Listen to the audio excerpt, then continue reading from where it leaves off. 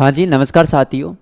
अपन HTP first year मतलब HTP animal husbandry diploma program जो आपका कोर्स है 2 या 2.5 साल का, इसका एक नया सब्जेक्ट स्टार्ट करने जा रहे हैं और उस सब्जेक्ट का नाम है इंट्रोडक्टरी एनिमल मैनेजमेंट, जिसको अपन एलपीएम नाम से भी जानते हैं। किस नाम से जानते हैं? एलपीएम नाम से। एलपीएम का पूरा नाम होता है लाइव स्टॉक प्रोडक्शन मैनेजमेंट। ठीक है, अगर मैं बात करूं इंट्रोडक्टरी एनिमल मैनेजमेंट की तो अपन इसको हिंदी में बोलते हैं परिचयात्मक पशु प्रबंधन, मतलब एनिमल मैनेजमेंट नाम से ये सब्जेक्ट जाना जाता है। और इसके नाम से ही पता लग रहा है कि इसके अंदर सामान्यतः अपन पशुओं का क्या करते हैं? मैनेजमेंट करते हैं, प्रबंधन करते हैं, ताकि उनसे जो प्रोडक्शन है वो बढ़ाया जा सके या उनसे जो आय प्राप्त होती है वो अपन को या पशुपालकों को अच्छी आय प्राप्त हो। उनका किस प्रकार से अपन मैनेजमेंट करें, उनका क्या हाउसिंग सिस्टम वगैरह होना चाहिए, कौन सी ब्रीड अपन को रखनी चाहिए जो अपने लिए लाभदायक होती है,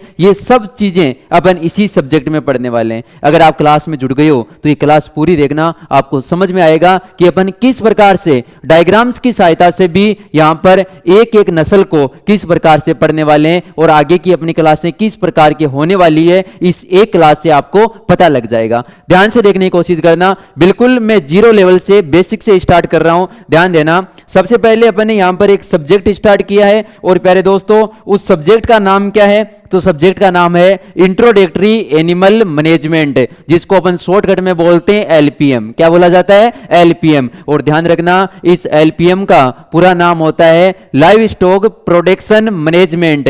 हिंदी की अगर मैं बात करूं तो लाइव स्टॉक को अपन हिंदी में बोलते हैं पशुधन। क्या बोलते हैं? पशुधन। प्रोडक्शन का मतलब होता है उत्पादन और मैनेजमेंट का मतलब क्या होता है? प्रबंधन। क्या होता है भाई? प्रबंधन। ठीक है, सबसे पहले इधर देखना, इंट्रोडक्टरी एनिमल मैनेजमेंट की अगर मैं बात करूं तो ध्यान से देखने की कोशिश करना। बताओ इंट्रोडक्टरी का मतलब क्या होता है? तो इसका मतलब होता है परिचयात्मक। क्या होता है? परिचयात्मक। एनिमल को अपन हिंदी में क्या बोलते हैं? तो आप सभी जानते हो, इसको अपन बोलते हैं पशु। और मैनेजमेंट की अगर बात करें तो प्यारे दोस्तों इसको बोला जाता है प्रबंधन। क्या बोला जाता है? प्रबंधन। ठीक है, और एलपीएम का पूरा नाम भी अपन पढ़ेंगे, लेकिन पहले अपन इस सब्जेक्ट को स्टार्ट करते हैं। ध्यान से देखने की कोशिश करना, मैंने यहां पर अगर मेनली मैं बात करूं तो अपन यहां से जो सब्जेक्ट पढ़ने के लिए जा रहे हैं, बताओ उसका नाम क्या है? उसका नाम है एनिमल मैनेजमेंट। एनिमल मैनेजमेंट, जिसको अपने हिंदी में क्या बोला है भाई? पशु प्रबंधन।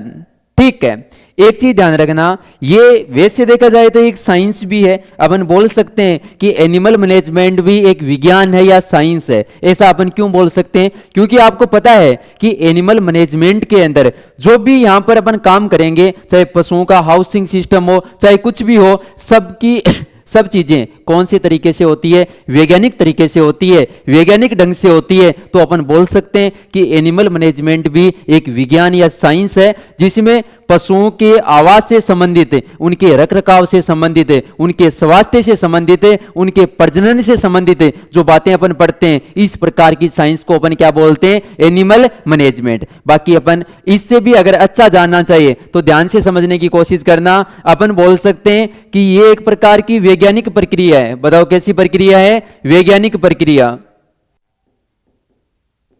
और इस वैज्ञानिक प्रक्रिया के अंदर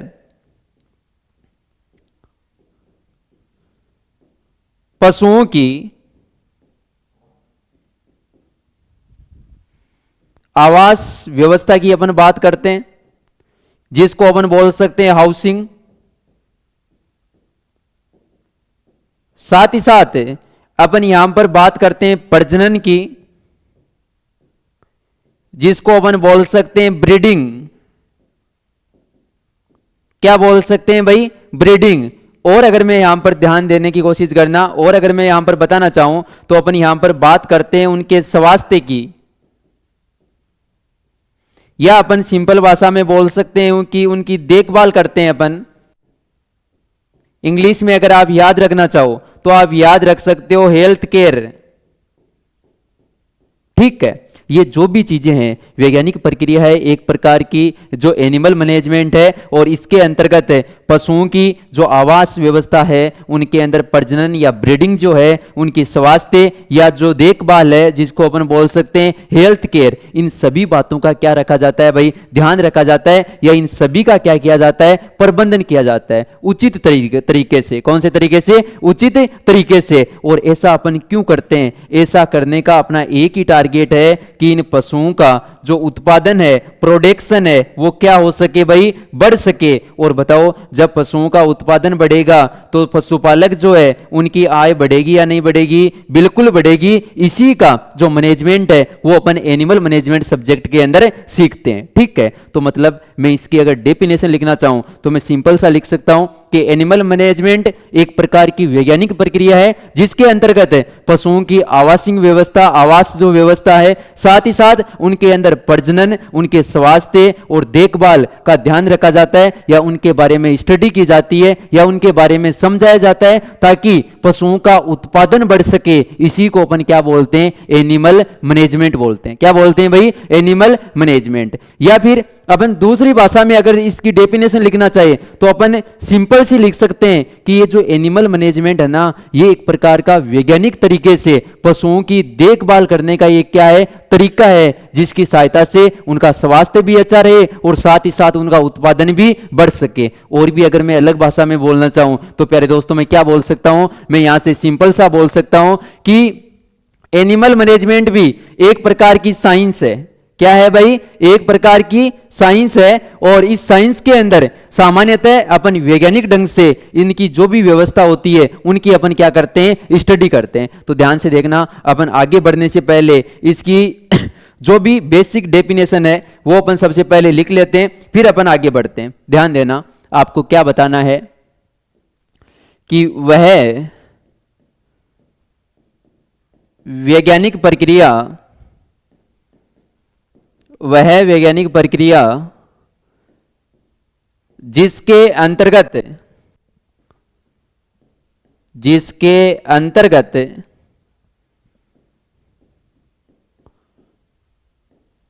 पशुओं के आवास, जिसको अपन क्या बोल सकते हैं? हाउसिंग, पशुओं के आवास या फिर उनके आहार या पोषण की अगर अपन बात करें, जिसको अपन इंग्लिश में सिंपल सा बोल सकते हैं फीडिंग। साथ ही साथ अपन बात करें किसकी? उनके स्वास्थ्य की, या अपन बोल सकते हैं कि उनके स्वास्थ्य की देख रेख अपन रखते हैं, जिसको अपन क्या बोल सकते हैं? Health care. ठीक है, ये जो है आदि का उचित एवं संगठित तरीके से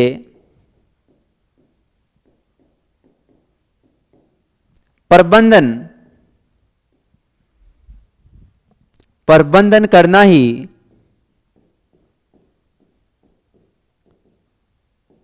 एनिमल मैनेजमेंट कहलाता है। एनिमल मैनेजमेंट कहलाता है, जिसको अपन हिंदी में बोल सकते हैं पशु प्रबंधन।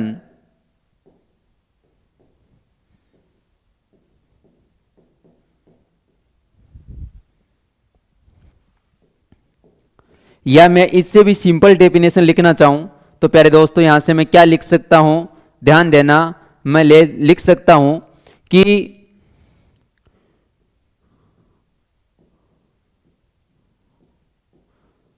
पशुओं की वैज्ञानिक ढंग से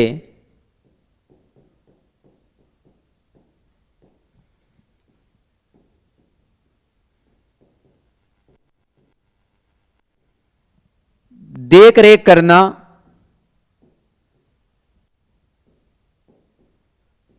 ताकि पशु का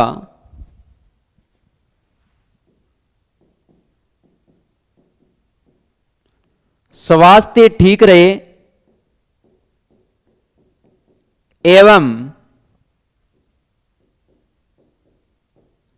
उत्पादन बढ़ सके, उत्पादन बढ़ सके, इसे ही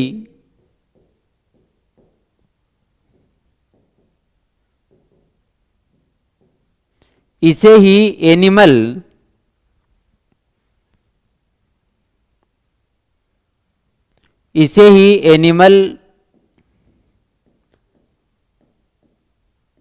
मैनेजमेंट कहते हैं।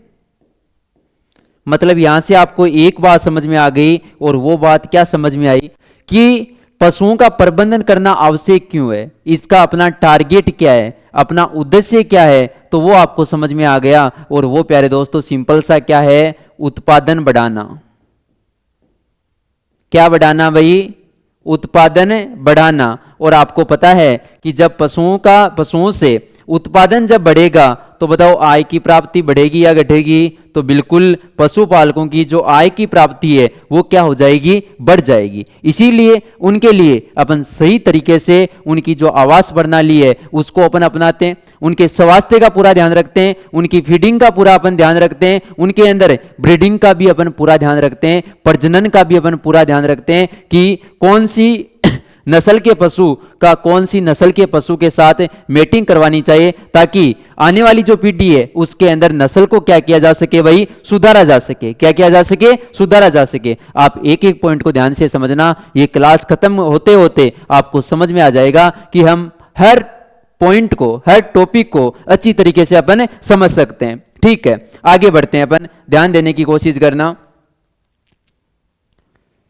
आगे मैं यहां पर बात करता हूं, अपन ने सबसे पहले यहां पर एक सब्जेक्ट स्टार्ट किया जिसका नाम है इंट्रोडक्टरी एनिमल मैनेजमेंट, जिसको अपन एलपीएम के नाम से भी जानते हैं।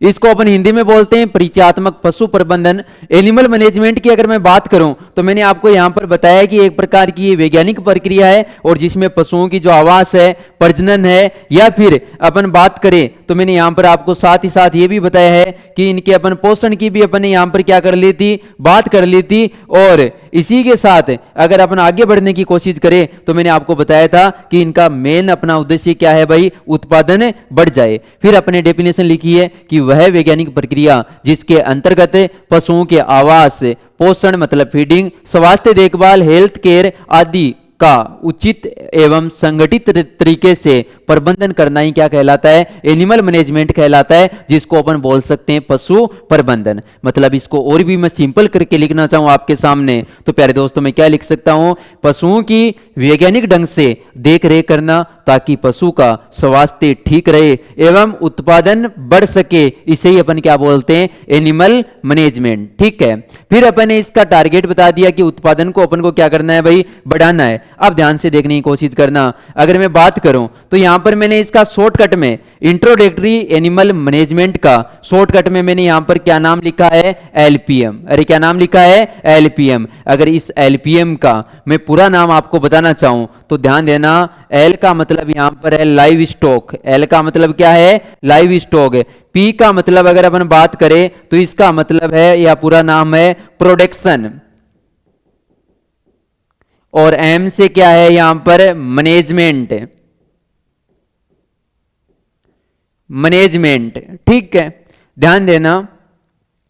अगर अपन बात करें किसकी, लाइव स्टॉक की, तो लाइव स्टॉक को अपन हिंदी में क्या बोलते हैं, इसको अपन हिंदी में बोलते हैं पशुधन। और आप सभी को पता है कि आपकी पोस्ट का नाम क्या है, एलएसए। पहले एलएसए था, अभी भी कुछ लोग एलएसए नाम से ही जानते हैं। ठीक है, लेकिन एलएसए के पूरे नाम की अगर अपन बात करें तो उसका नाम क्या होता है, लाइव स्टॉक असिस्टेंट। क्या होता है, लाइव स्टॉक असिस्टेंट। अब नाम चेंज होके जब एलएसआई हो गया है तो भी क्या है, लाइव स्टॉक इंस्पेक्टर। आप इंस्पेक्टर किसके हो, लाइव स्टॉक के। और लाइव स्टॉक को अपन हिंदी में क्या बोलते हैं, पशुधन। ठीक है, आगे बढ़ते हैं अपन बात करते हैं प्रोडक्शन की। प्रोडक्शन का मतलब आप सभी को पता है, इसका मतलब क्या होता है भाई, उत्पादन। और अपन बात करें किसकी, मैनेजमेंट की, तो इसका मतलब होता है प्यारे दोस्तों प्रबंधन। क्या होता है, प्रबंधन। मतलब LPM की आपसे फुल फॉर्म पूछ ली जाए तो आपको क्या बता के आनी है? लाइव स्टॉक प्रोडक्शन मैनेजमेंट, जिसको अपन हिंदी में बोलते हैं पशुधन उत्पादन प्रबंधन। क्या? पशुधन उत्पादन प्रबंधन। भाई अपना उद्देश्य तो यही है ना कि पशुओं से अपन को क्या प्राप्त करना है? उत्पादन प्राप्त करना है, उत्पाद प्राप्त करना है। उनसे जो उत्पाद हो रहा है उसके उत्पादन को अपन को क्या करना है? बढ़ाना है। क्या करना है? बढ़ाना है, ताकि आय की क्या हो सके? प्राप्ति हो सके। अब देखो, प्रोडक्शन का मतलब उत्पादन होता है, आप सभी जानते हो। मैनेजमेंट का मतलब प्रबंधन होता है, और अपने अभी बात की है, लेकिन यहां पर एक चीज नहीं आ गई कि लाइव स्टॉक या पशुधन क्या होता है। और अगर मैं आपको भी पूछना चाहूं कि लाइव स्टॉक या पशुधन क्या होता है, तो किसी को भी नहीं पता कि लाइव स्टॉक या पशुधन होता क्या है। फिर भी अपन बोल देते हैं कि हम LSA की तैयारी करते हैं, हम LSI की तैयारी करते हैं, उसका पूरा नाम भी अपन रट लेते हैं कि LSA का पूरा नाम या फुल फॉर्म क्या होती है? Live stock assistant. LSI की क्या होती है? Live stock inspector. लेकिन उसके अंदर जो टर्म आई है ना लाइव स्टॉक, वो होती क्या है? इसको हिंदी में पशुधन बोलते हैं, लेकिन ये पशुधन होता क्या है? इस पशुधन की श्रेणी में कौन कौन से एनिमल्स आते हैं, इस चीज का नॉलेज नहीं होता। लेकिन ध्यान से समझने की कोशिश करना, अपन इसके बारे में जानते हैं विस्तार से। इधर देखिएगा, अपन यहां पर बात कर रहे हैं किसकी प्यारे दोस्तों? अपन यहां पर बात कर रहे हैं लाइव स्टॉक की। और हिंदी में मैंने आपको बता दिया है कि पशुधन बोलते हैं अपन इसको। क्या बोलते हैं? पशुधन। पहली चीज सबसे इंपॉर्टेंट, आपकी यूनिवर्सिटी एग्जाम में यहां से बार बार ये डेफिनेशन पूछी जा चुकी है। मैं कहीं पर भी ई लिख दूं ना, तो इसका मतलब आप समझ आना कि ये पहले आपके पिछले सालों के जो पेपर है उसके अंदर कॉलेज एग्जाम में पूछा जा चुका है। तो ये डेफिनेशन बार बार आपकी एग्जाम में पूछी जा चुकी है। इसके बारे में आपको क्या बताना है? आपको बताना है कि ऐसे पालतू जानवर, ऐसे पालतू जानवर जिनसे आय की प्राप्ति होती है, जिनसे आय की प्राप्ति होती है, लाइव स्टॉक या पशुधन कहलाते हैं। मतलब यहां से इस डेफिनेशन से आपको एक चीज तो समझ में आ गई होगी कि पशुधन या लाइव स्टॉक को उसी को अपन बोल सकते हैं। पहली बात तो वो पालतू जानवर होना चाहिए। क्या होना चाहिए? पालतू जानवर। और सेकंड, इससे भी इंपॉर्टेंट बात है कि उससे क्या प्राप्त होनी चाहिए? आय प्राप्त होनी चाहिए। अब ये आय किस रूप में प्राप्त हो सकती है, तो ध्यान देने की कोशिश करना। अगर मैं आय प्राप्ति की बात करूं, आय प्राप्ति की अगर मैं आपसे बात करूं, तो ये आय है ना, ध्यान से देखना, दुग्ध उत्पादन से, मांस उत्पादन से, एंड अपन बोल सकते हैं ऊन उत्पादन से। या अगर अपन बात करें तो चमड़ा उत्पादन, कुछ एनिमल्स का चमड़े का उपयोग किया जाता है तो भी आय प्राप्त होती है। या फिर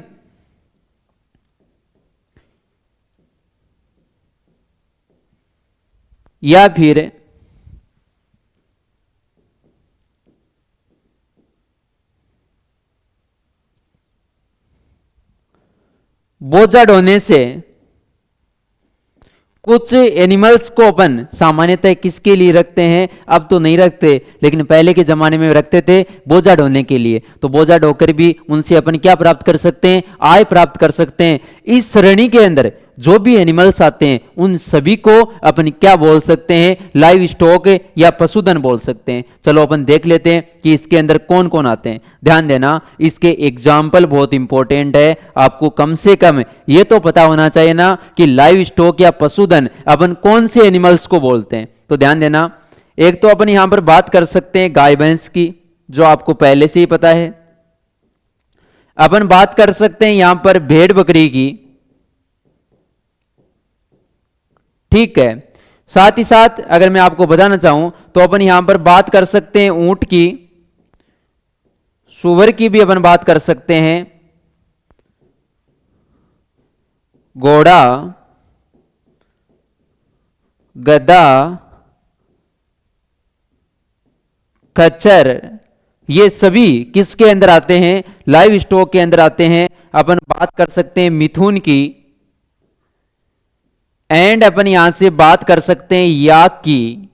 तो ये सभी है ना, ये जितने भी मैंने एनिमल्स के नाम आपके सामने लिखे हैं, इतने तो आपको कम से कम याद रखना है। ये सभी कौन सी श्रेणी में आते हैं? लाइव स्टॉक की श्रेणी में आते हैं, जिनको अपन हिंदी में बोलते हैं पशुधन। हिंदी में क्या बोलते हैं भाई? पशुधन बोलते हैं। इनसे इनको अपन सभी को लाइव स्टॉक या पशुधन बोलते क्यों है? ध्यान रखना, ये सभी पशु क्या है? पालतू जानवर है। कैसे जानवर है? पालतू। और सभी से आय की प्राप्ति होती है। किसकी प्राप्ति होती है? आय की प्राप्ति। चाहे उनसे दुग्ध का उत्पादन हो, चाहे मांस का उत्पादन हो, चाहे ऊन का उत्पादन हो, चाहे चमड़े का उत्पादन हो, या फिर उनको अपन चाहे बोझा ढोने के लिए उनका यूज करें। जैसे यहां पर मैंने एक नाम लिखा है खच्चर। क्या नाम लिखा है? खच्चर। और आप सभी जानते हो कि संतान तो उत्पन्न नहीं कर पाता है। सामान्यतः इसका उपयोग अपन किसके लिए करते हैं? बोझा ढोने के लिए करते हैं। इसलिए ये कौन सी श्रेणी में आ जाता है? लाइव स्टॉक की श्रेणी में।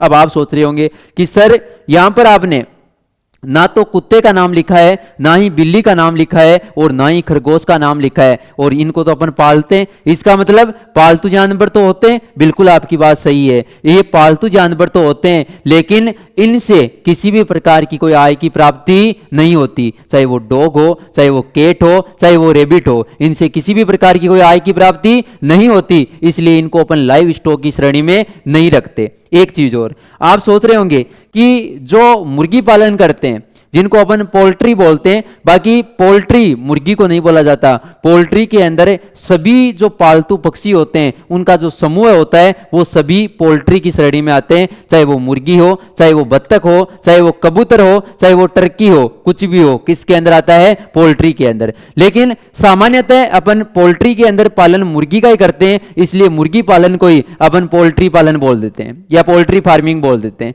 ठीक है, ये आपको पता है। बाकी पोल्ट्री के अंदर सभी पालतू पक्षी आते हैं। ठीक है, अब आप सोच रहे होंगे कि जो मुर्गी होती है उससे अंडा उत्पादन भी होता है और मांस उत्पादन भी होता है, मतलब अगर अपन बात करें तो वो उससे बताओ आय प्राप्त होती है या नहीं होती? तो बिल्कुल आय प्राप्त होती है। तो मैंने यहां पर मुर्गी का नाम इसके एग्जाम्पल में नहीं लिखा है। क्यों नहीं लिखा है? तो आपको एक बात समझनी होगी कि उनसे आय की प्राप्ति तो होती है, लेकिन आप अगर ध्यान से देखोगे तो बताओ वो पालतू जानवर है क्या? नहीं है। वो पशु है क्या? नहीं है। क्या है? वो पक्षी है। क्या है? पक्षी। इसलिए पोल्ट्री को भी अपन इस श्रेणी में नहीं रखते। आपको शायद यहां तक समझ में आ गया होगा। आपसे पूछा जाए लाइव स्टॉक या पशुधन क्या होता है, तो आपको बताना है कि इससे पालतू जानवर जिनसे आय की प्राप्ति होती है, लाइव स्टॉक या पशुधन कहलाते हैं। आय की प्राप्ति किसी रूप में हो सकती है, चाहे दुग्ध उत्पादन में हो, चाहे मांस उत्पादन में हो, चाहे ऊन उत्पादन में हो, चाहे चमड़ा उत्पादन में हो, या फिर बोझा ढोने के रूप में हो, किसी भी रूप में हो सकती है। एग्जाम्पल मैंने आपको बताया है गाय, भैंस, भेड़, बकरी, और अपने बात की है सुअर की, ऊंट की, घोड़े की, गद्दे की, खच्चर की, और अपनी याक और मिथुन के बारे में बात की है। कुछ यहां पर मैंने इंपॉर्टेंट फैक्ट भी आपको बताए हैं, वो भी मैं नोट कर देता हूं, ध्यान देने की कोशिश करना। इधर देखिएगा, आपसे पूछा जाए, आपको बताना है पूछा क्या जाए, और पूछा जाए तो भी बता देना। आपको एक तो ध्यान रखना है कुत्ता, एक आपको क्या ध्यान रखना है? बिल्ली, और एक आपको ध्यान रखना है यहां से खरगोश। किसको ध्यान रखना है भाई? खरगोश। और आपको क्या बताना है कि आदि जानवर पालतू पशु तो होते हैं, पालतू पशु तो होते हैं,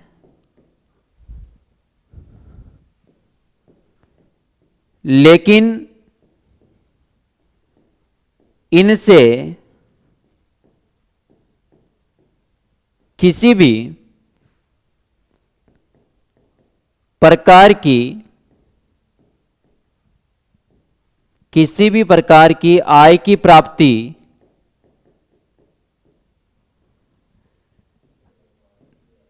नहीं होती है, नहीं होती है। अतः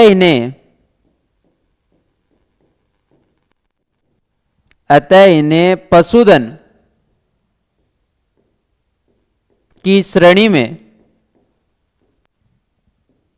नहीं रखा जाता। और एक मैंने यहाँ से इम्पोर्टेंट फैक्ट और बताया था आपको, और वो आप मेरे को बता दोगे और मैं लिख दूंगा। बताओ मैंने क्या बताया था आपको। मैंने आपको बताया था कि जो पोल्ट्री है, और पोल्ट्री में भी अपन मुख्य रूप से यहाँ पर बात किसकी कर रहे हैं, चिकन की कर रहे हैं, मतलब मुर्गी या मुर्गे की अपन बात कर रहे हैं। तो आपको ध्यान रखना है पोल्ट्री को भी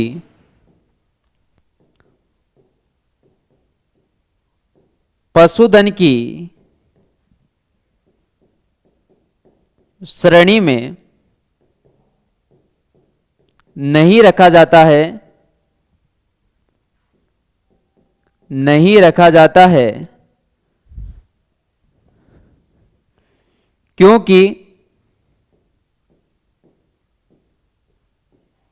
इनसे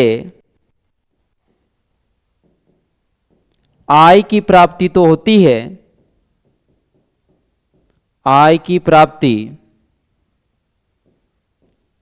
तो होती है, लेकिन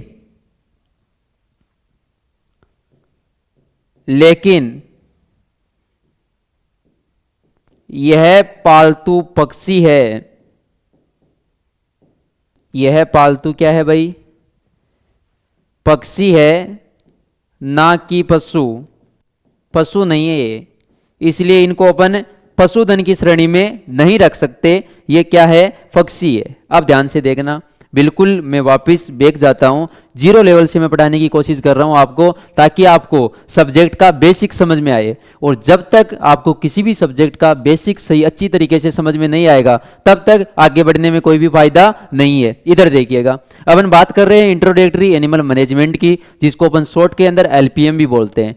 इंट्रोडक्टरी एनिमल मैनेजमेंट को अपन हिंदी में बोलते हैं परिचयात्मक पशु प्रबंधन। और यहाँ पर पशु प्रबंधन के अंदर यहाँ पर वैज्ञानिक तरीके से पशुओं की चाहे हाउसिंग सिस्टम हो, चाहे उनकी ब्रीडिंग मैकेनिज्म हो, ब्रीडिंग प्रक्रिया हो, या फिर अपन उनके हेल्थ वगैरह की बात करें, तो इन सभी की फीडिंग वगैरह की सबकी अपन अच्छी तरीके से उचित ढंग से उनका प्रबंधन करके और उनके उत्पादन बढ़ाने की अपन बात करते हैं यहाँ पर। ठीक है, आगे अपन बढ़ते हैं। फिर मैंने यहाँ पर इसी बात को एक शॉर्ट में भी यहाँ पर लिखने की कोशिश की है कि पशुओं की वैज्ञानिक ढंग से देख रेख करना, ताकि पशु का स्वास्थ्य ठीक रहे एवं उत्पादन बढ़ सके, इसी को अपन एनिमल मैनेजमेंट बोलते हैं। फिर मैंने बताया आपको कि यहाँ पर इसका मेन उद्देश्य क्या है, उत्पादन को बढ़ाना, और जब उत्पादन बढ़ेगा तो पशुपालकों की आय की प्राप्ति क्या हो जाएगी, बढ़ जाएगी। फिर अपने बात की यहाँ पर एलपीएम की, जिसका पूरा नाम होता है लाइव स्टॉक प्रोडक्शन मैनेजमेंट, जिसको अपन हिंदी में बोलते हैं लाइव स्टॉक का मतलब पशुधन, प्रोडक्शन का मतलब यहाँ पर उत्पादन, और मैनेजमेंट का मतलब क्या होता है, प्रबंधन। फिर अपने बात की कि ये लाइव स्टॉक या पशुधन है क्या, तो अपने ये बताया कि ऐसे पालतू जानवर जिनसे आय की प्राप्ति होती है, लाइव स्टॉक या पशुधन कहलाते हैं। आय की प्राप्ति किसी भी रूप में हो सकती है, और पशुधन या लाइव स्टॉक की श्रेणी में जो एनिमल्स आते हैं उनके अपने यहाँ पर नाम लिखे हैं। फिर अपने बताया कि ये पालतू पशु तो होते हैं, पालतू जानवर तो होते हैं, लेकिन इनसे आय की प्राप्ति नहीं होती, मतलब पशुधन की श्रेणी में नहीं आते। अगर बात करें अपन पोल्ट्री या मुर्गी की, किसकी बात करें, पोल्ट्री या मुर्गी की, तो ध्यान रखना ये भी पशुधन की श्रेणी में नहीं आता, क्योंकि ये पालतू पक्षी है, ना कि जानवर या पशु। ठीक है, लेकिन इनसे आय की प्राप्ति होती है। ठीक है, अब एक बेसिक चीज अपन और देख लेते हैं यहां से। इधर देखिएगा, आपसे अगर यहां से पूछ लिया जाए, और क्या पूछ लिया जाए कि पोल्ट्री किसको बोला जाता है, ये बेसिक बातें हैं, आपको पता होनी चाहिए। आपसे पूछ लिया जाए कि पोल्ट्री किसे बोला जाता है, तो आपका आंसर क्या होना चाहिए, लगभग का आंसर यही जाएगा कि मुर्गी या मुर्गे को अपन क्या बोलते हैं, पोल्ट्री। लेकिन आज के बाद में ध्यान रखना, सभी पालतू पक्षियों की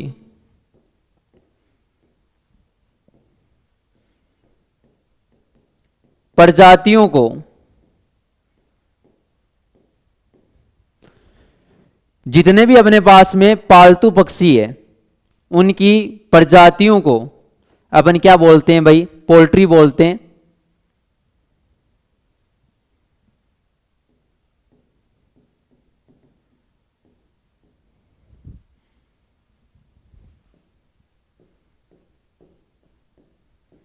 एग्जाम्पल अगर मैं आपको यहां से बताना चाहूं, तो एक तो मैं बात कर सकता हूं मेनली तो चिकन, जिसके अंदर मुर्गा भी आ गया और कौन आ गई भाई, मुर्गी भी आ गई।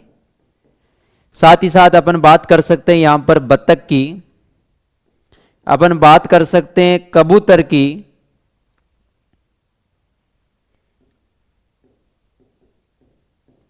या फिर अपन बात कर सकते हैं यहां पर टर्की की। ठीक है, बाकी मुख्य रूप से अगर अपन बात करें तो अपन इसी को पोल्ट्री के नाम से जानते हैं। ये अपनी जो एनिमल मैनेजमेंट वाला जो सब्जेक्ट अपन ने स्टार्ट किया था उसकी यहाँ पर बेसिक बातें होती है, मतलब उसकी डेफिनेशन के बारे में अपन ने अच्छे से जान लिया है। ठीक है, अब इस सब्जेक्ट के अंदर अपन किस प्रकार से डायग्राम की सहायता से पढ़ने वाले हैं। जैसे इस डायग्राम को देखने से आपको समझ में आ रहा होगा कि किस प्रकार की जो केटल वगैरह, काऊ या बफेलो वगैरह जो भी होती है, मतलब जो भी एनिमल्स होते हैं, दुधारू पशु होते हैं, मेनली गाय भैंस की अगर अपन बात करें तो इनकी हाउसिंग सिस्टम या इनके आवास प्रणाली किस प्रकार से होती है। जैसे अपन पढ़ेंगे आगे, फेस टू फेस प्रणाली होती है, टेल टू टेल प्रणाली होती है। फेस टू फेस का मतलब होता है कि आमने सामने मुंह करके पशुओं को रखना, और इस डायग्राम में आपको दिखाई भी दे रहा होगा पशुओं का जो मुंह है वो क्या है, आमने सामने। टेल टू टेल का मतलब होता है कि उनकी पूंछ आमने सामने होना। जैसे अगर अपन बात करें तो इस प्रणाली के अंदर आपको दिखाई दे रहा होगा कि इनके अंदर पशुओं की टेल क्या है, जो पशुओं के फेस है वो तो विपरीत साइड में, और टेल क्या है, आमने सामने। इसी प्रकार से जैसे आप ये डायग्राम भी देख सकते हो, इस प्रकार की जो भी पशुओं की हाउसिंग सिस्टम है इनको अपन डायग्राम की सहायता से ना रट के इनको अपन समझ के पढ़ने वाले हैं। मतलब अपन पढ़ेंगे भी किस तरीके से, वैज्ञानिक ढंग से ही पढ़ेंगे, रटने वाला कोई मामला नहीं है। हर बात को अपन क्या करेंगे भाई, समझते हुए पढ़ने वाले हैं। ध्यान देना। आगे मैं अगर आपको बताना चाहूं, जैसे ये अगर बात करें तो यहां पर कुक्कुट पालन या मुर्गी पालन है। ठीक है, इसके अंदर भी इनकी भी हाउसिंग सिस्टम व्यवस्था किस प्रकार से होती है उसकी अपन बात करने वाले हैं। और इसके बाद में अगर मैं बात करूं तो अपन ब्रीडिंग की अगर बात करें मैनेजमेंट के अंदर, तो ब्रीडिंग के लिए अपन को नॉलेज होना चाहिए कि कौन कौन सी पशुओं की ब्रीड होती है, नस्ल होती है। देखो, एक तो होती है प्रजाति, प्रजाति अलग चीज है, नस्ल एक अलग चीज है। देखो, जैसे आपसे मैं बोल रहा हूं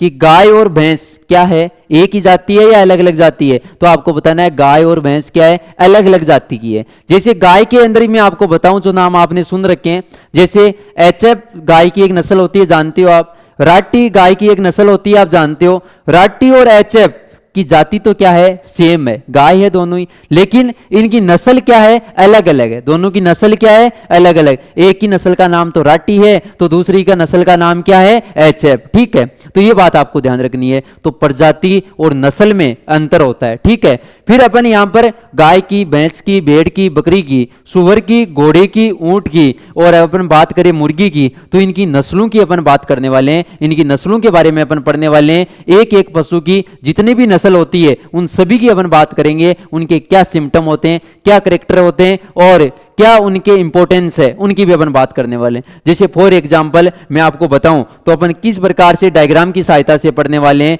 ये देखो आपके सामने कितना शानदार डायग्राम है। बताओ किसका डायग्राम है, ये गाय का डायग्राम है। लेकिन आपसे पूछा जाए कि गाय के अंदर भी ये कौन सी नस्ल है, तो आपको बताना है गिर नस्ल है। कौन सी नस्ल है, गिर, जिसको रेंडा नाम से भी जाना जाता है, जिसको अजमेर में अजमेरा भी बोला जाता है। फिर अपन इसके सिम्टम्स की अपन बात करने वाले हैं। और बिल्कुल जैसे आप बुक्स वगैरह में देख देख के रटने की कोशिश करते हो, बिल्कुल भी रटने की आवश्यकता नहीं है, आपको डायग्राम से ही समझ में आ रहा है। देखो, इसके मेनली सिम्टम अपन 3 ही याद रखते हैं कि अर्धचंद्राकार तो इसके सींग होते हैं। अर्धचंद्राकार तो क्या होते हैं, सींग होते हैं। इसका ललाट उभरा हुआ होता है, इसके कान पतिनुमा होते हैं। क्या होते हैं, पतिनुमा, मतलब लीप शेप होते हैं। ठीक है, तो आप ध्यान से देखोगे ना तो इस डायग्राम में देख के आपको ये चीजें समझ में आ रही है। देखो, कान पतिनुमा नीचे लटके हुए हैं, सींग अर्धचंद्राकार है, इसका ललाट क्या है भाई, उभरा हुआ है। क्या है, उभरा हुआ। और ये गाय की भी देसी नस्ल है या विदेशी, तो देसी और विदेशी के अंदर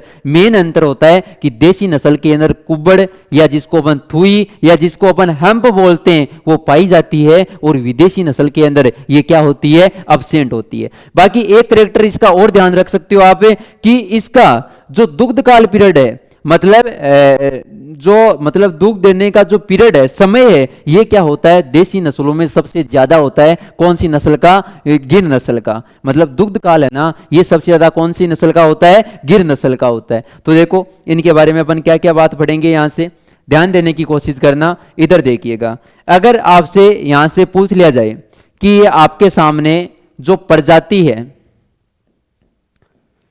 ये प्रजाति या जाति किसकी है, तो आप सभी को पता है ये गाय की है, ठीक है। फिर आपसे पूछ लिया जाए कि इसका वैज्ञानिक नाम क्या होता है, तो अगर अपन बात करें तो इसका वैज्ञानिक नाम होता है बोस इंडिकस।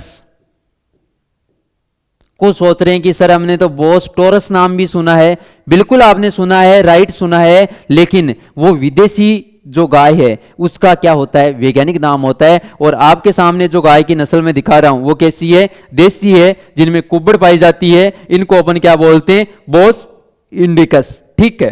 फिर अपन आगे बढ़ते हैं, ध्यान देने की कोशिश करना, ये इसका वैज्ञानिक नाम हो गया।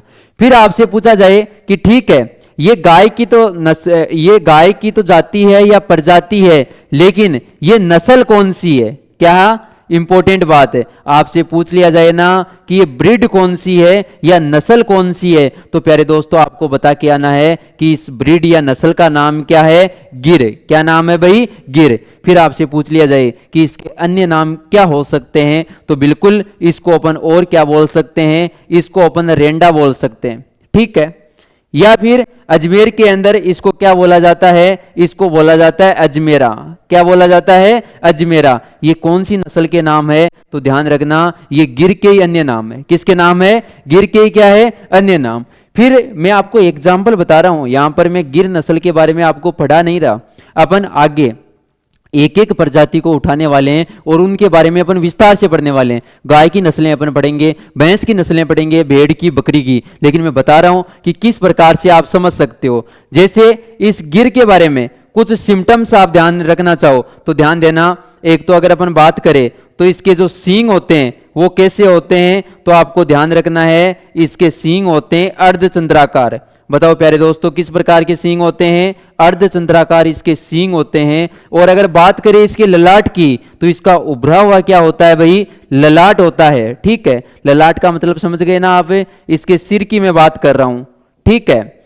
और अगर आपसे पूछा जाए तो इसके जो कान होते हैं वो कैसे होते हैं, पत्तीनुमा होते हैं। पत्तीनुमा क्या होते हैं भाई, कान होते हैं नीचे लटके हुए, ठीक है। अब मैं आपको बताऊं इंपॉर्टेंट बात, यहां से आपकी कॉलेज एग्जाम में क्या क्या पूछा जा चुका है। जैसे गाय का वैज्ञानिक नाम क्या होता है, बोस इंडिकस, ये बार बार पूछा जा चुका है आपके खालिस्तान में। पेपर पैटर्न का आपको पता ही है कि आपकी फाइनल एग्जाम होती है तो उसके अंदर 10 तो खालिस्तान आते हैं। क्या आते हैं, खालिस्तान, जिनको अपन इंग्लिश में बोल सकते हैं फिल इन द ब्लैंक्स, ठीक है। 5 आपकी डेफिनेशन आती है, 5 शॉर्ट नोट्स आते हैं और 2 क्या आते हैं, लॉन्ग क्वेश्चन। मैं राजवास यूनिवर्सिटी की बात कर रहा हूं, ठीक है। इसके अंदर तो ये खालिस्तान के अंदर बार बार पूछा जा चुका है, इंपॉर्टेंट है। फिर अगर मैं बात करूं तो इसके बारे में ये जो अर्धचंद्राकार जो सींग है, उभरा हुआ ललाट, पत्तीनुमा कान, ये सिम्टम कौन सी नस्ल के हैं, या ऐसे जिसके अंदर ये चीजें पाई जाती है वो कौन सी नस्ल है, वो गिर है। ये क्वेश्चन भी आपके पूछा जा चुका है। इसी प्रकार से जैसे मैं बात करूं तो देखो ये कितना शानदार डायग्राम आपके सामने। और बात करें तो आपसे अगर पूछ लिया जाए कि बताओ ये प्रजाति कौन सी है, तो यहां पर अपन प्रजाति की बात करें तो शायद सभी को देख के लग रहा है कि ये क्या है भाई, भैंस है। क्या है, भैंस, ठीक है। लेकिन ये ज्यादा बड़ी बात नहीं है। अगर बात करें नस्ल की तो वो ज्यादा इंपॉर्टेंट है, वो भी अपन बात करने वाले हैं। अगर आपसे पूछ लिया जाए कि ये जो भैंस है इसका वैज्ञानिक नाम क्या होता है, तो ध्यान रखना इसका वैज्ञानिक नाम होता है बुबेलस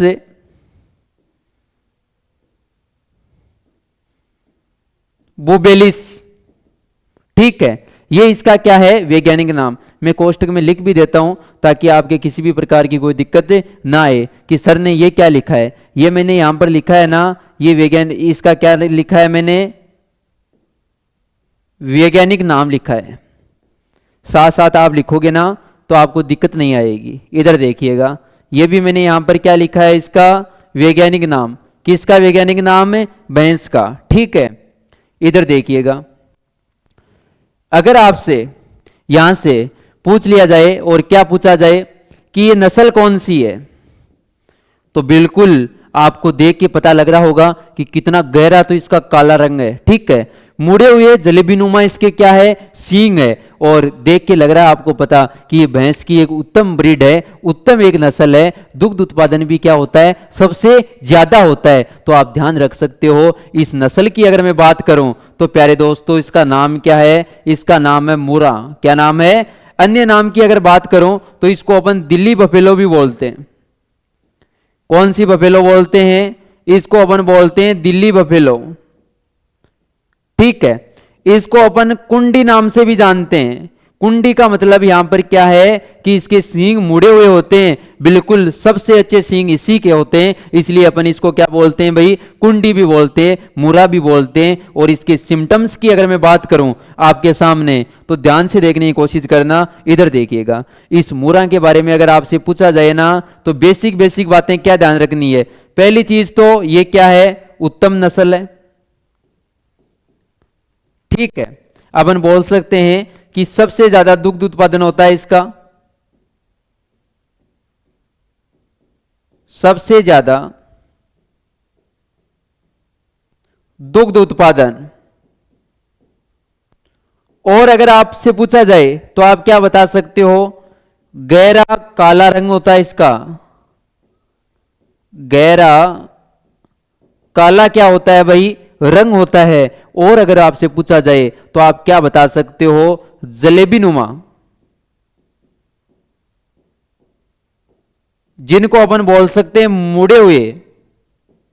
और इसी नाम से क्वेश्चन आया था, मुड़े हुए या जलेबी नुमा इसके क्या होते हैं, सींग होते हैं। जबकि इसके अगर अपन बात करें तो यहां पर पत्तीनुमा कान वगैरह की तो अपन ने बात कर ली थी, लेकिन अगर गिर की बात करें ना तो आप यहां पर एक बात बता सकते हो। क्या बता सकते हो, देसी गायों में सबसे लंबा दुग्ध काल होता है इसका, मतलब लंबे समय तक दुग्ध देती है। ये किसकी बात है, गिर की है, बाकी तो अपन आगे पढ़ने वाले ही हैं। ठीक है, यहां से आपकी एग्जाम में क्या आ चुका है तो मैं आपको बता दूं, आपकी एनिमल मैनेजमेंट की फाइनल एग्जाम जो होती है यूनिवर्सिटी की, उसके अंदर बार बार इसका वैज्ञानिक नाम पूछा जा चुका है। वैज्ञानिक नाम क्या होता है, बुबेलस बुबेलिस। ठीक है, इस नस्ल की अगर मैं बात करूं तो ये सबसे उत्तम नस्ल कौन सी है भैंस की, ये क्वेश्चन बार बार पूछा जा चुका है। और जलेबी नुमा या मुड़े हुए सींग भैंस की कौन सी नस्ल के होते हैं, बिल्कुल ये पूछा जा चुका है। और उस ब्रीड का नाम क्या है, मुरा। क्या नाम है, मुरा। ये आपको ध्यान रखना है। ठीक है, आगे बढ़ते हैं अपन। इसी प्रकार से देखो कितने शानदार डायग्राम आपके सामने। अगर मैं बात करूं तो यहां से आपको देखते ही पता लग गया होगा कि ये प्रजाति कौन सी है। देखो ध्यान देना, अगर यहां पर इसकी प्रजाति की अगर अपन बात करें तो बताओ ये प्रजाति तो किसकी है भाई, बकरी की है।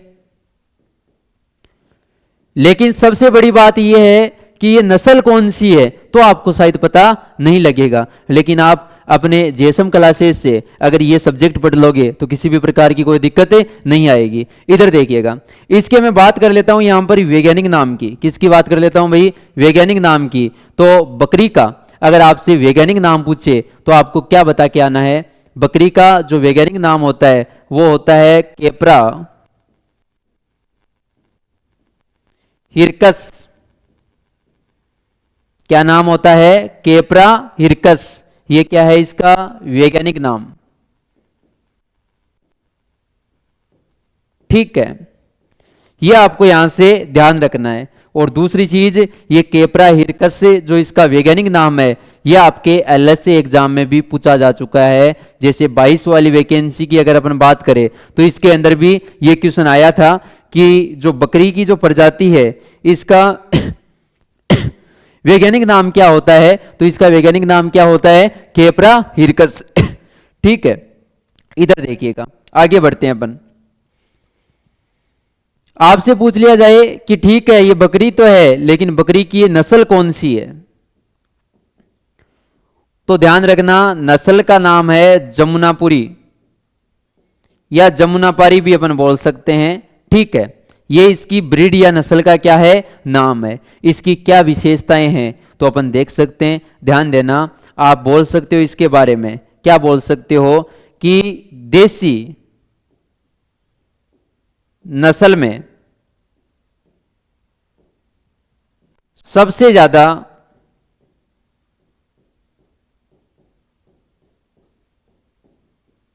दुग्ध उत्पादन होता है इसका। और अपन क्या बोल सकते हैं, सबसे बड़ी एंड भारी नस्ल होती है ये। और अपन क्या बोल सकते हैं, सफेद क्रीमी त्वचा होती है इसकी एंड चमत्कार इसके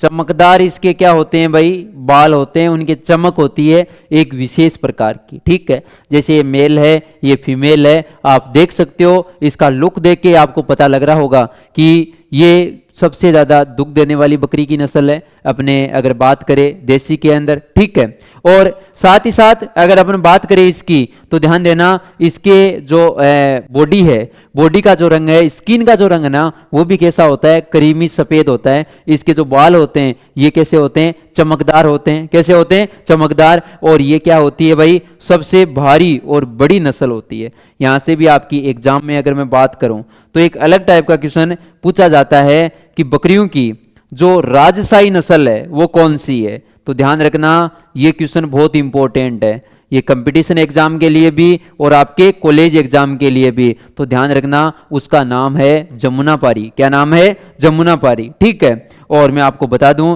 कि ये राजशाही नस्ल किसको बोलते हैं बकरियों में, ये क्वेश्चन पूछा जा चुका है। और बकरियों की सबसे बड़ी और भारी नस्ल कौन सी है, ये क्वेश्चन पूछा जा चुका है। और बकरियों में सबसे उत्तम या सबसे ज्यादा दूध देने वाली नस्ल कौन सी है, यह क्वेश्चन पूछा जा चुका है आपकी एग्जाम में। और यहां पर कंपटीशन एग्जाम में तो बकरी का वैज्ञानिक नाम भी पूछा जा चुका है, केपरा हिरकस होता है। इसी प्रकार से अगर अपन आगे बढ़ने की कोशिश करें, क्या करें भाई, आगे बढ़ने की अगर अपन कोशिश करें तो ध्यान देने की कोशिश करना। जैसे यहां पर इस डायग्राम को देख के आपको पता लग रहा होगा कि ये डायग्राम किसका है। तो आप सभी को पता है ये डायग्राम है ऊंट का।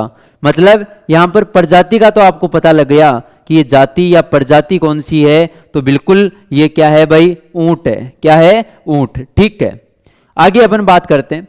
इस ऊंट के वैज्ञानिक नाम की अगर मैं बात करूं तो इस ऊंट का वैज्ञानिक नाम क्या होता है, इस ऊंट का वैज्ञानिक नाम होता है कैमेलस, या कैमलस भी अपन बोलते हैं।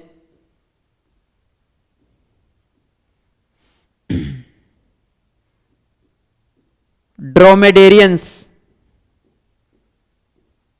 ये इसका क्या होता है भाई, कैमेलस भी अपन बोलते हैं, कोई दिक्कत नहीं है। कैमेलस ड्रोमेडेरियंस ये वैज्ञानिक नाम है इसका। और ये वैज्ञानिक नाम भी मेनली एक कुब्बड़ वाले ऊंट का है। और आप सभी को पता है कि आपके सामने जो ऊंट आपको दिखाई दे रहा है उसके कुब्बड़ या थुई एक है या दो है, बताओ। तो एक है, बिल्कुल। ये जो वैज्ञानिक नाम है ना, ये कितनी कुब्बड़ वाले ऊंट का है, एक कुब्बड़ वाले ऊंट का है। दो कुब्बड़ वाले ऊंट का अलग नाम होता है, वो अपन आगे बात करने वाले हैं। ठीक है, ये इतना तो आपको पता लग गया। और मैं आपको यहां से ये भी बता दूं कि ये जो क्वेश्चन है ना, ये भी आपकी एग्जाम में बार बार पूछा जा चुका है कि ऊंट का वैज्ञानिक नाम क्या होता है। तो प्यारे दोस्तों, आपको ऊंट का वैज्ञानिक नाम क्या बता के आना है, कैमेलस ड्रोमेडेरियंस। क्या बता के आना है, कैमेलस ड्रोमेडेरियंस। लेकिन ये बड़ी बात नहीं है, बड़ी बात तो ये है कि आपको डायग्राम दिखा के और अगर पूछ लिया जाए कि ये ऊंट प्रजाति तो है लेकिन ये ऊंट की नस्ल कौन सी है, तो ध्यान रखना ये ऊंट की बीकानेरी नस्ल है। बताओ कौन सी नस्ल है, बीकानेरी। बीकानेरी जो नस्ल है ना, ये ऊंट की बीकानेरी नस्ल है। ठीक है, अगली अगर मैं इसके बारे में बात करूं तो इधर देखिएगा। पहली चीज तो ये जो है ये सबसे उत्तम है। ऊंटों की नस्ल के अंदर अपन बात करें तो ये क्या है भाई, सबसे उत्तम है। ठीक है, और अपन ये भी बोल सकते हैं कि ये सबसे बड़ी है, सबसे बड़ी नस्ल है। और अपन ये भी बोल सकते हैं कि ये सबसे क्या है भाई, पुरानी नस्ल है। क्या है, पुरानी। ठीक है, इसकी अगर बीकानेरी ब्रीड की अगर अपन बात करें तो यहाँ पर इसका नीचे वाला जो होठ है वो लटका हुआ होता है, यहाँ पर कानों के ऊपर और आंखों के ऊपर यहाँ पर बाल पाए जाते हैं। बाकी अपन जब आगे के टॉपिक के अंदर जब अपन ऊंट की नस्लें पढ़ेंगे तो इसके बारे में विस्तार से चर्चा करने वाले हैं। यहाँ तो मैं आपको एग्जाम्पल बता रहा हूँ। जैसे यहाँ पर अपन बात करें एग्जाम्पल की तो यहाँ पर अपन ने बकरी की बात की है, भेड़ की तो अपन ने बात ही नहीं की, क्योंकि अपन आगे विस्तार से पढ़ने वाले हैं। आपको मैं बताना चाह रहा हूँ कि किस प्रकार से अपन डायग्राम्स की सहायता से इनको बहुत शानदार तरीके से भी पढ़ सकते हैं। इधर देखिएगा, इसकी अगर मैं बात करूं तो ये देखो, अगर यहां से आपसे पूछ लिया जाए कि प्रजाति किसकी है तो बिल्कुल आपको बता के आना है ये प्रजाति है घोड़े की। किसकी है? घोड़े की। और साथ ही साथ अगर आपसे पूछ लिया जाए कि इस घोड़े का वैज्ञानिक नाम क्या होता है तो बिल्कुल आपको ध्यान रखना है घोड़े का जो वैज्ञानिक नाम होता है वो क्या होता है? इक्वस केबेलस। ये घोड़े का क्या है? वैज्ञानिक नाम, वैज्ञानिक नाम है। और अगर आपसे यहां से पूछ लिया जाए कि ये जो बोर्ड पर जो आपको नस्ल दिखाई दे रही है प्यारे दोस्तों, ये नस्ल कौन सी है, तो ये नस्ल आपसे पूछ लिया जाए ना तो आपको बता के आना है ये काठियावाड़ी नस्ल है। कौन सी नस्ल है? घोड़े की काठियावाड़ी। और ध्यान रखना ये घोड़ों की नस्ल में अगर अपन बात करें ना तो सबसे उत्तम नस्ल है, सबसे उत्तम नस्ल या ब्रीड है। ठीक है, यह आपको डायग्राम से भी पता लग रहा होगा। और इसी इसके वैज्ञानिक नाम की अगर मैं बात करूं तो यह भी आपके एग्जाम में पूछा जा चुका है कि घोड़े का वैज्ञानिक नाम क्या होता है, तो आपको क्या बता के आना है? इक्वस कैम्बेलस। क्या बता के आना है भाई? इक्वस कैम्बेलस आपको बता के आना है। और ये घोड़े की सर्वोत्तम नस्ल है और अपने बता दिया कि नस्ल का नाम क्या है? काठियावाड़ी। क्या नाम है? काठियावाड़ी। इसी प्रकार से अगर अपन आगे बढ़ना चाहे तो ध्यान देने की कोशिश करना। देखो ये यहाँ पर क्या आ गई है भाई? पोल्ट्री आ गई है। क्या आ गई है? पोल्ट्री। और पोल्ट्री के अंदर भी अगर मैं बात करूं तो आपके सामने अपन मुख्य रूप से किसकी बात कर रहे हैं? यहाँ पर बात कर रहे हैं अपन चिकन की, मतलब मुर्गी मुर्गे की अपन बात कर रहे हैं। मान लो कि ये मुर्गा है, ठीक है, तो अपन बात कर रहे हैं यहाँ पर मुर्गे की। मान लो क्यों, अपन आगे तो मैं आपको बताऊंगा तो आप पहचान भी पाओगे कि मुर्गी और मुर्गे में क्या अंतर होता है, वो भी अपन बात करने वाले हैं। लेकिन सबसे इंपॉर्टेंट बात यहाँ पर क्या है? सबसे इंपॉर्टेंट बात यह है कि चिकन मुर्गे या मुर्गी की ये कौन सी नस्ल है, ये नस्ल आपको पहचानना आना चाहिए। और ये तभी सीख पाओगे आप जब इनकी स्टडी आप डायग्राम्स के साथ करोगे, ताकि आपके माइंड में हर एनिमल्स का डायग्राम सेट हो जाएगा तो आपको पता रहेगा, देखते आप पहचान लोगे कि ये वो नस्ल है और ये वो नस्ल है। ठीक है, ध्यान देने की कोशिश करना। इधर देखिएगा, इसकी नस्ल की अगर मैं बात करूं तो इसका नाम होता है कड़कनाथ। क्या नाम होता है? कड़कनाथ। और इसको अपन काला मासी के नाम से भी जानते हैं। किस नाम से जानते हैं? काला मासी के नाम से भी जानते हैं। मतलब जो मांस है वो उस मांस का रंग जो होता है ना, मांस का रंग कैसा होता है? इसका काला होता है। अंडे भी कैसे होते हैं? फीमेल के अंडे भी कैसे होते हैं? काले होते हैं। कैसे होते हैं? काले। और अगर मैं बात करूं मुर्गी की, मुर्गे के वैज्ञानिक नाम की, तो ध्यान रखना इसका वैज्ञानिक नाम क्या होता है? तो इसका वैज्ञानिक नाम होता है गैलस डोमेस्टिकस। वैज्ञानिक नाम क्या होता है भाई? गैलस डोमेस्टिकस। और आपकी एग्जाम में पूछा जा चुका है पहले। यह भी पूछा जा चुका है कि मांस का रंग काला इस मुर्गे या मुर्गी की कौन सी नस्ल का होता है, तो बताओ किसका होता है? कड़कनाथ का। बाकी इसके बारे में अपन बहुत सारी बातें आगे पढ़ने वाले हैं। यह हल्की नस्ल भी होती है मुर्गियों के अंदर, वजन इसके अंदर कम होता है लेकिन बहुत कामदायक होता है। इसका मांस भी ताकतवर होता है। क्या होता है? ताकतवर। और भी अगर अपन बात करें तो ध्यान देने की कोशिश करना, इसके अंडे भी काले रंग के होते हैं, मांस भी क्या होता है? काले रंग का होता है। इसके अंदर इम्यूनिटी बहुत पाई जाती है, प्रतिरोधक क्षमता बहुत ज्यादा मात्रा में पाई जाती है। और आपको पता है कि अपन सेकेंड ईयर के फार्मेकोलॉजी सब्जेक्ट में पढ़ते हैं सेक्सुअल लिबिडो बढ़ाने का भी इसका मांस जो है वो ये काम करता है। ठीक है, तो इसका मांस है ना लाभदायक होता है शरीर के लिए। ठीक है, बहुत ताकतवर होता है। लेकिन अपन वहां जब अपन मैनेजमेंट में पढ़ेंगे तो क्या अपन एक ही नस्ल के बारे में थोड़ी ना पढ़ेंगे, अपन तो प्रत्येक की जितनी भी रजिस्टर्ड नस्ल है उन सब की बात करने वाले हैं विस्तार से। ये तो मैंने आपको बताया कि किस प्रकार से अपन पढ़ सकते हैं। आपको साथ ही साथ यहां पर अगर बात करें तो आपको यहां पर थोड़ा थोड़ा यहां पर समझ में आ गया होगा। अपन यहां पर अगर मैं बात करूं तो यहां पर अपन ने बाकी तो लगभग अपन जो मेन जो पशु है उनके एक एक अपने एग्जाम्पल ले लिए। अगर मैं बात करूं यहां पर भेड़ की तो अपन ने भेड़ का यहां पर एग्जाम्पल नहीं लिया, फोटो नहीं लगाई, फोटो आई नहीं। ठीक है, कोई बात नहीं, जब भी अपन भेड़ की नस्लें पढ़ेंगे तो वहां पर बात कर लेंगे। थोड़ा सा मैं बेसिक उसका भी बता देता हूं। जब गाय का भी बता दिया, भैंस का भी अपन ने पढ़ लिया, बकरी का भी पढ़ लिया, तो अपन भेड़ की भी बात कर लेते हैं। भेड़ का अगर आपसे वैज्ञानिक नाम पूछे, क्या नाम पूछे वैज्ञानिक, तो आपको बताना है ओविस एरिस, या एरीज भी लिखा होता है, एरियंस भी कई जगह लिखा होता है, लेकिन आपको ध्यान रखना है ओविस एरिस। ये इसका भेड़ का क्या होता है भाई, वैज्ञानिक नाम होता है और वेरी वेरी इंपॉर्टेंट है, बार बार आपकी एग्जाम में पूछा जा चुका है। ठीक है, और भेड़ की एक इंपॉर्टेंट बात, एक इंपॉर्टेंट नस्ल, सभी की अपन एक एक नस्ल की बात की है तो इसकी भी अपन कर लेते हैं। भेड़ की एक नस्ल है जिसको अपन बोलते हैं राजस्थान की मेरिनो, राजस्थान की मेरिनो, या फिर इसको किस नाम से जाना जाता है, इसको जाना जाता है शेखावाटी के नाम से भी, या फिर इसको अपन जानते हैं छापर के नाम से भी इसको जाना जाता है। और ये जो ब्रीड है ना, इस ब्रीड का नाम क्या है, तो ध्यान रखना इसका नाम है चोकला। क्या नाम है, चोकला।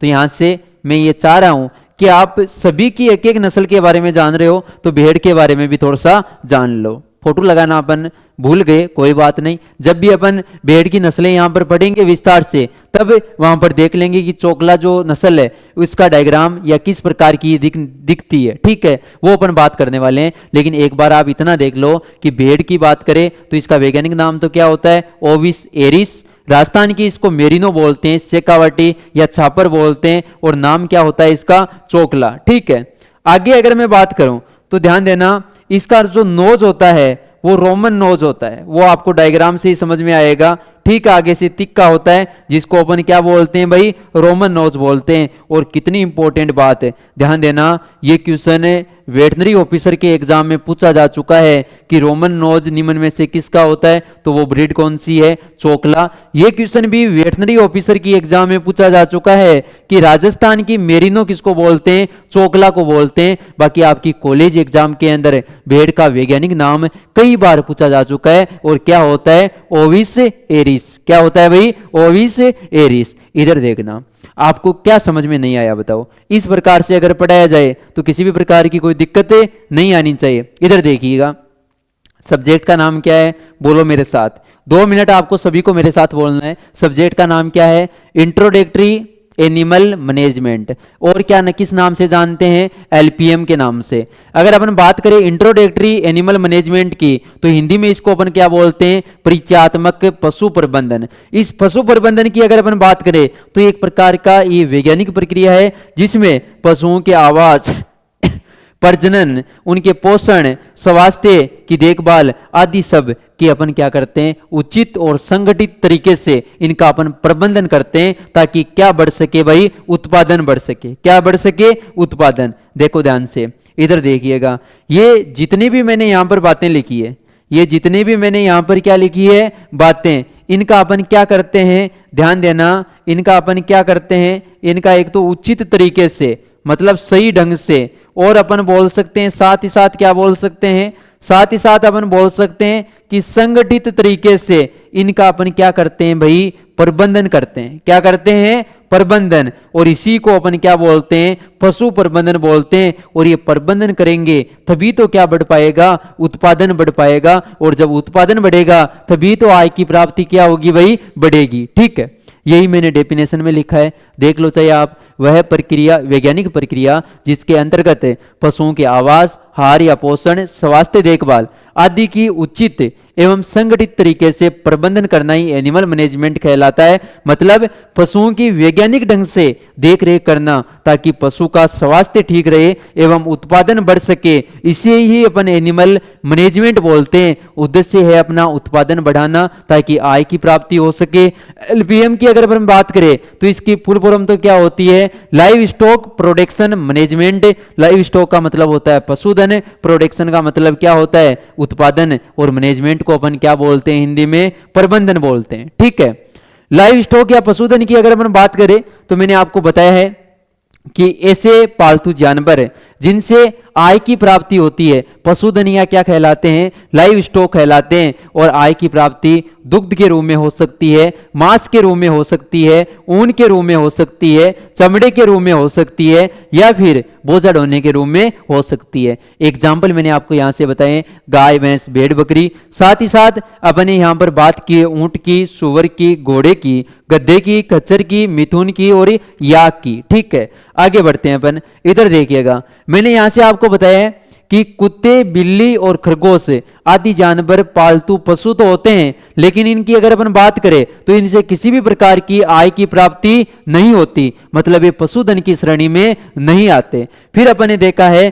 कि पोल्ट्री या मुर्गी की अगर अपन बात करें तो ये पशुधन की श्रेणी में नहीं रखा जाता, इनको भी आय प्राप्त होती है, लेकिन एक प्रकार का क्या है, पक्षी है। फिर अपन ने देखा कि पोल्ट्री में क्या ओनली मुर्गे या मुर्गी को ही पोल्ट्री बोलते हैं क्या, तो बिल्कुल नहीं, सभी पालतू पक्षियों को की जो प्रजातियां हैं उनको अपन पोल्ट्री बोल सकते हैं, चाहे वो मुर्गा मुर्गी हो, चाहे बतख हो, चाहे कबूतर हो, चाहे टर्की हो, लेकिन मुख्य रूप से अपन मुर्गा मुर्गी को इसके अंदर पढ़ते हैं। फिर बहुत ही शानदार तरीके से मैंने आपको बताया है कि किस प्रकार से अपन पढ़ने वाले हैं, बेसिक मजबूत किया आपका। और मैंने आपको यह बताया है कि जैसे ये हाउसिंग सिस्टम है, मतलब आवास प्रणाली है गायों की, और अगर मैं बात करूं तो जैसे ये मुर्गियों की है, फिर अपन गायों की मतलब पशुओं की प्रजातियों की प्रत्येक का एक एक एग्जाम्पल आपके सामने लिया है। जैसे इस डायग्राम को आप ध्यान से देखोगे तो आपको पता है ये गाय है, और गाय की कौन सी नस्ल है, गिर नस्ल है,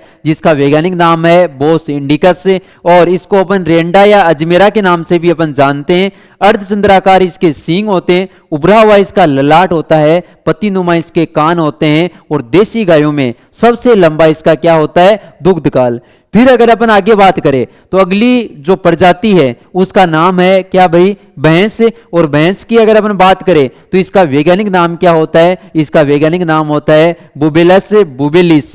और अगर मैं बात करूं तो ये आपके सामने नस्ल कौन सी है, मुरा, जिसको अपन दिल्ली बफेलो के नाम से भी जानते हैं, इसको अपन कुंडी के नाम से भी जानते हैं। और ये उत्तम नस्ल है क्योंकि सबसे ज्यादा इसका दुग्ध उत्पादन होता है। ठीक है, साथ ही साथ इसके रंग की अगर अपन बात करें तो गहरा काला रंग होता है, जलेबी नुमा या मुड़े हुए इसके क्या होते हैं भाई, सींग होते हैं। फिर अपन ने बात किसकी की है, यहाँ पर प्रजाति जिस जो बकरी है वैज्ञानिक नाम होता है केपरा हिरकस। यहाँ पर जो नस्ल आपको दिखाई दे रही है उसका नाम है जमुनापारी, जिसको अपन बकरियों की राजशाही नस्ल भी बोलते हैं। देसी नस्ल में सबसे ज्यादा दुग्ध उत्पादन इसी का होता है, सबसे बड़ी सबसे भारी नस्ल होती है, सफेद कर्मी त्वचा का रंग होता है, चमत्कार इसके क्या होते हैं, चमकदार चमकदार इसके क्या होते हैं भाई, बाल होते हैं। ठीक है, आगे बढ़ते हैं अपन। जैसे अपने भेड़ की भी बात की है, भेड़ का वैज्ञानिक नाम तो क्या होता है, ओविसेरिस। राजस्थान की मेरिनो, शेखावाटी या छापर के नाम से कौन सी जानी जाती है,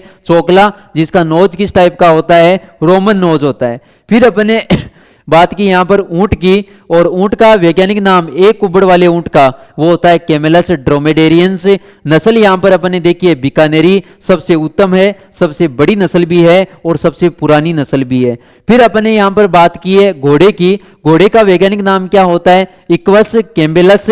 और अगर बात करें नस्ल की तो यहां पर अपन ने बात की है काठियावाड़ी की, जो घोड़े की सबसे उत्तम नस्ल है। फिर अपन ने बात किसकी की है प्यारे दोस्तों, फिर अपन ने यहां पर बात की है किसकी, पोल्ट्री की। और पोल्ट्री के अंदर अपन ने बात की यहां पर चिकन की, या जिसको अपन मुर्गा बोल सकते हैं, मुर्गी बोल सकते हैं। ये आपके सामने मुर्गा है, वैज्ञानिक नाम क्या होता है, गेलस डोमेस्टिकस से, यहाँ पर जो नस्ल आपको दिखाई दे रही है उसका नाम क्या है? कड़कनाथ कालामासी के नाम से भी जानी जाती है, क्योंकि इसका मांस का रंग कैसा होता है? काला होता है। कैसा होता है? काला। तो आपको पता लगा होगा कि किस प्रकार से अपन शानदार तरीके से इनको समझ के पढ़ सकते हैं। मिलते हैं अगली क्लास में अपने मोबाइल एप्लीकेशन के ऊपर। ठीक है, ओके, थैंक यू।